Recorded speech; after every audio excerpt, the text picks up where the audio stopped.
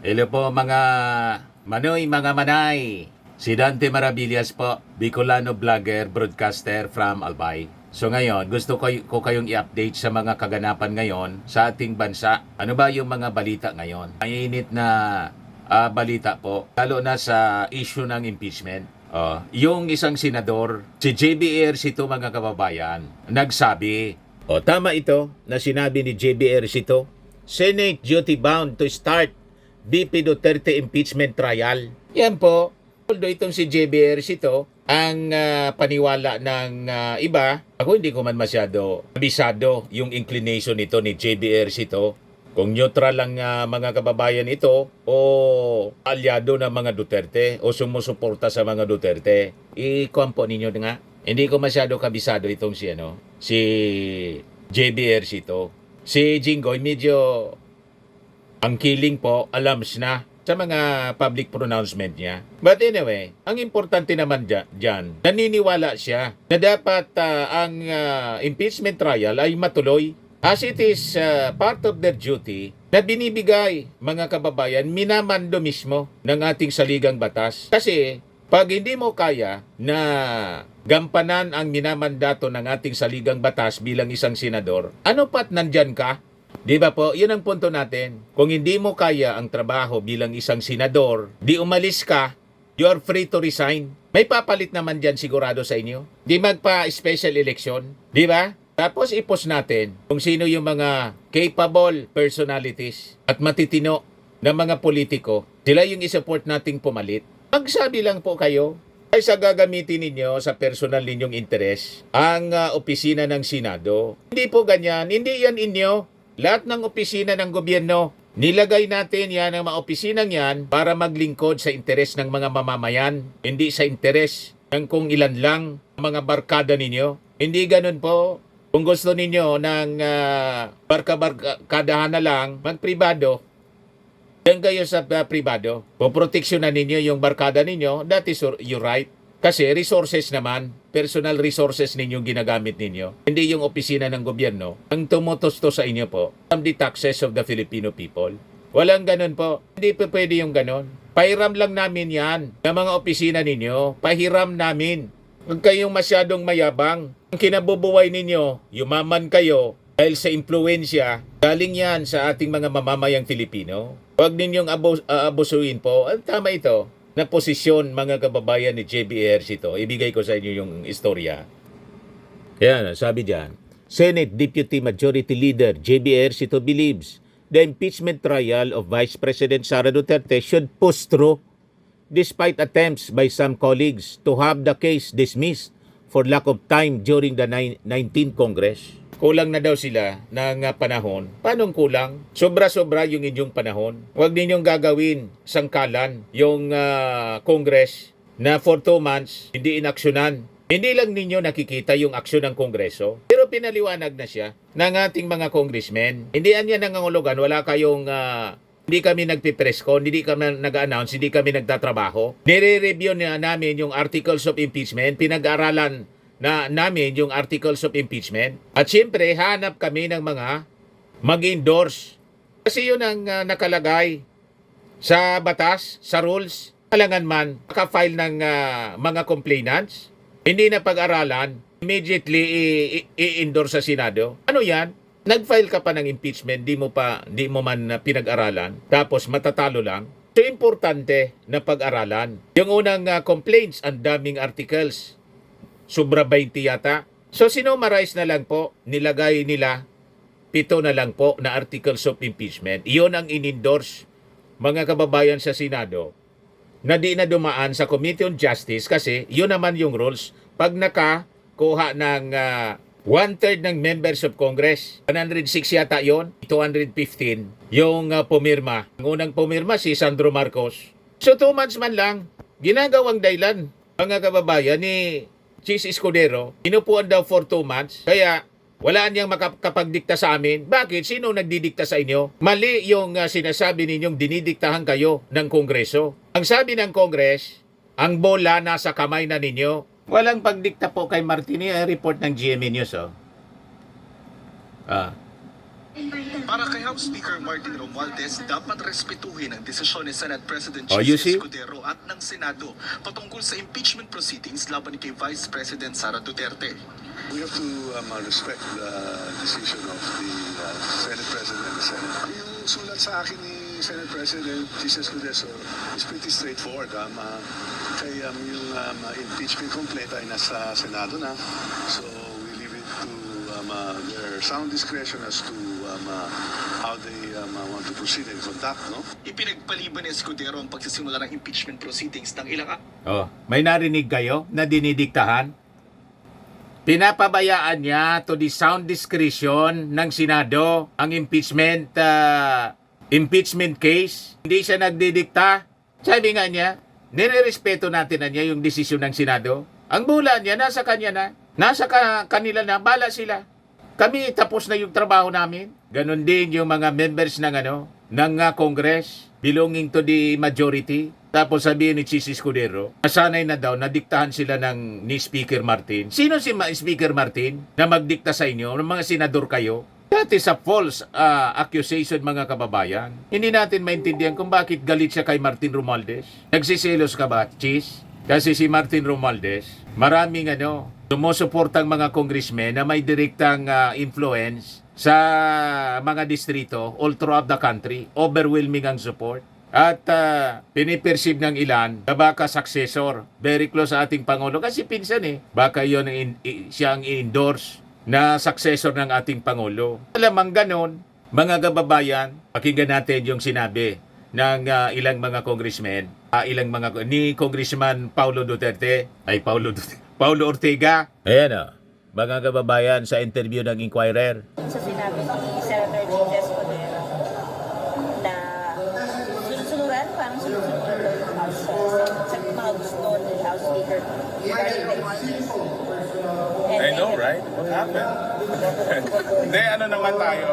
The speaker is our source of inspiration and our mentor and our guiding light. Siya po ang leader natin dito sa camera. Ay, sorry, camera. Dahil kasing camera. Siya po ang leader natin dito sa camera. At nag-statement naman na po ang ating speaker na sinabi na po niya, it is with the sound discretion of the Senate, and ang tagal ko na rin po sinasabi sa ating mga briefing natin before sa mga press call na it is a leadership call and it's a call to action. So yun lang po ang masasabi ko.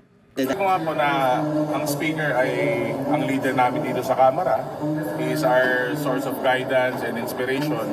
Pero sabi ko nga, at the end of the day, andyan po ang Constitution.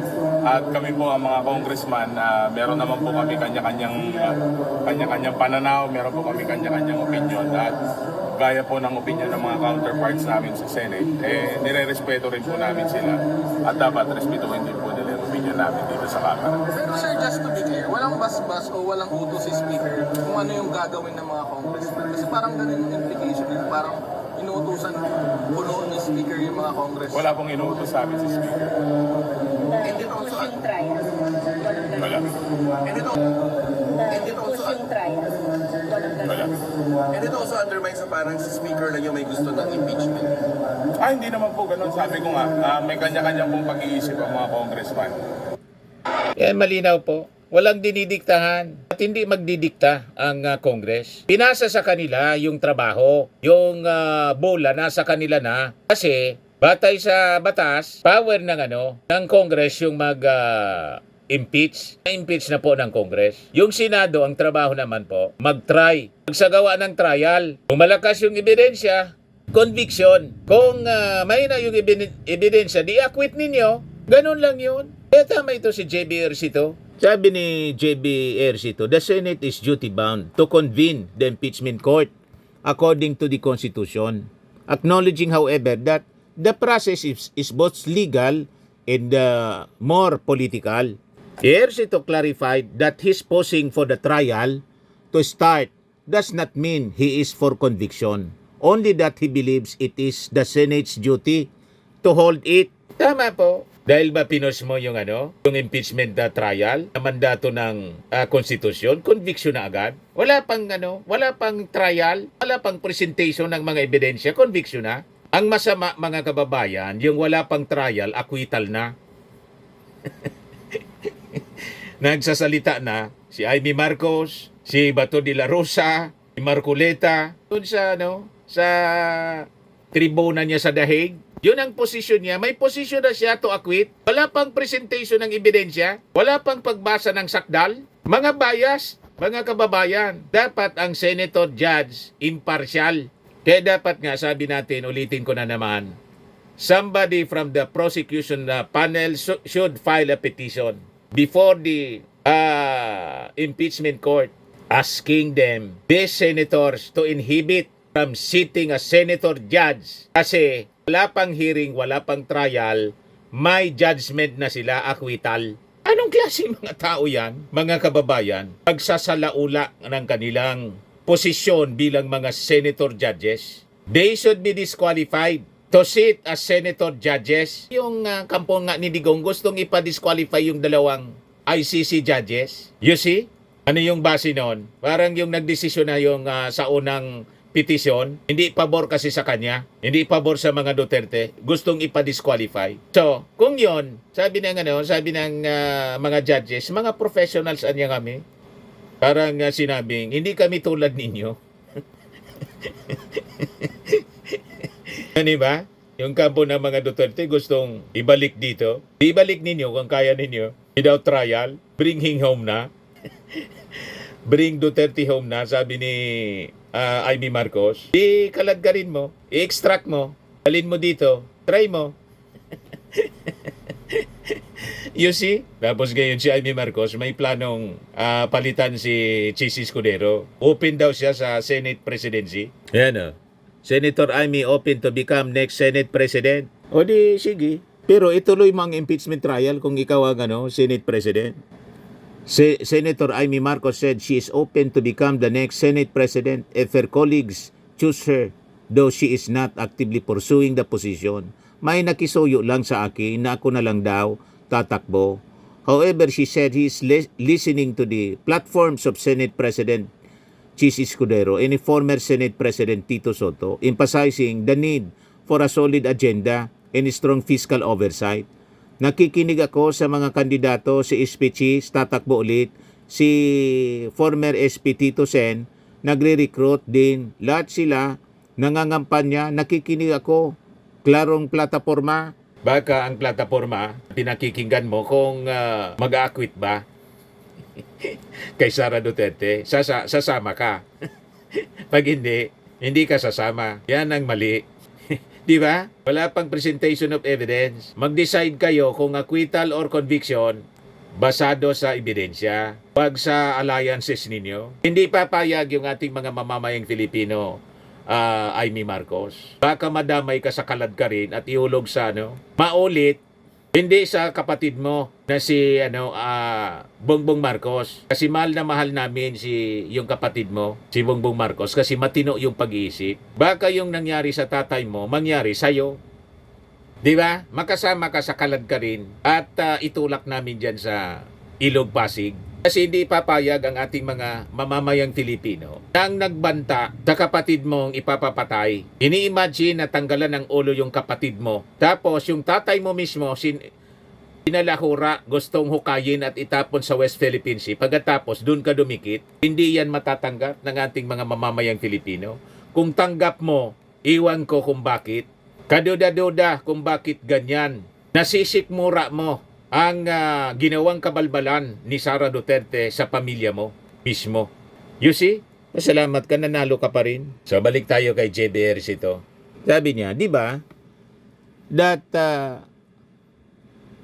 will give the accused also the chance to clear his or her name. Tama. He added that he hopes the trial will be concluded quickly. And that whatever the verdict is, I hope we can go back to our normalcy as soon as possible. Ejercito also pointed out that the House of Representatives adopted the articles of impeachment against Duterte on the last day of session, and the Senate could have started the process sooner if the impeachment did not happen at the last minute. They had all the time since December. Sana pinasa na nila kaagad so that we could have the time. Mali po, you have all the time.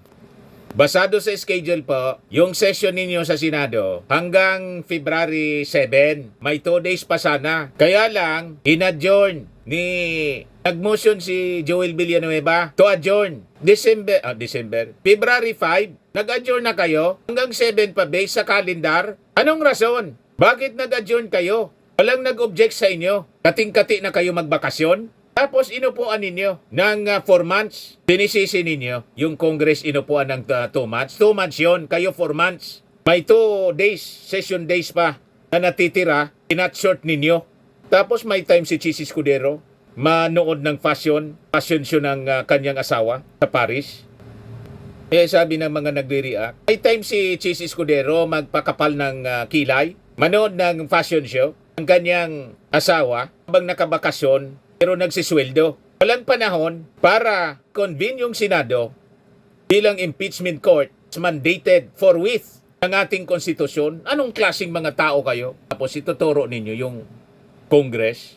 Yung kasalanan ninyo, yung pagkukulang ninyo, itinuturo ninyo sa iba. You accept responsibility. Yan ang totoong leader. Ito na yung mga tao. Ang sinisigaw nila. Convict! Convict! Convict! Sara now! Nakita ninyo, convict agad. Sa atin, hindi naman dapat ganon. Ang dapat na sigaw, isa lang sa impeachment trial. I-trial mo na si Sara. Kung nagkasala siya, di-convict. Kung may na yung ebidensya, di-acquit.